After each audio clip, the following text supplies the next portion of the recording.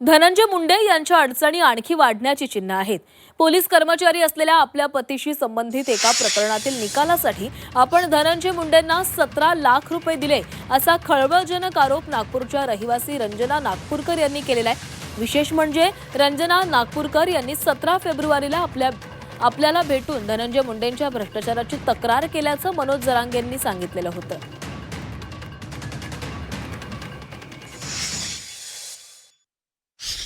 आज सकाळी रंजना नागपूरकर नावाची महिला नागपूरची माझ्याकडे आली होती। आज सकाळचा विषय सांगतो म्हणून तू सावध होय की इतकं भयान मॅटर आहे ते मला सांगितलेलं। कारण ती शोभाताई फडणवीस यांच्या बहिणीची मुलगी त्यांच्या घरी दिलेली त्या नागपूर मॅडमची। हे देवेंद्र फडणवीसला माहीत सुद्धा नसून आणखी किती प्रचंड मोठी फसवणूक आपल्याच पाहुण्यात झाली, म्हणजे त्यांच्याच पाहुण्याची।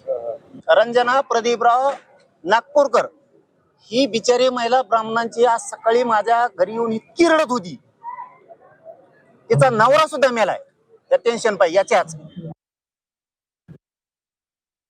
धनंजय मुंडेला मला अनिल देशमुख साहेबांच्या मुलांनी कोठेकरनी योगेश कोठेकर, अमित गायधणी आणि सलील देशमुख यांनी देशमुख साहेबांच्या म्हणण्यावर अनिल देशमुख साहेबांच्या म्हणण्यावर माझी धनंजय मुंडेशी ओळख करून दिली। अनिल देशमुख तेव्हा हे पदावर होते का? पदातून गेले होते। माझं पद गेला, आता सगळं तो सांभाळणार, तो नेईल तुम्हाला विखे पाटलांकडे वगैरे सगळं तोच करून देईल। गेले होते का त्यानंतर? विखे पाटलांकडे गेली, नाही केलं माझं।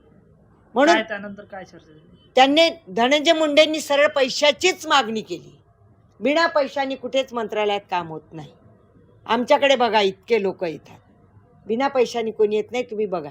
मला पैशाची मागणी केली 25 लाखाची, 25 लाख माझ्याकडे जमले नाही म्हणून मी त्यांना पैसे तेव्हा नाही गेली। परत मी गेली अनिल देशमुखच्या मुलाकडे गेली, परत कॉटेजला।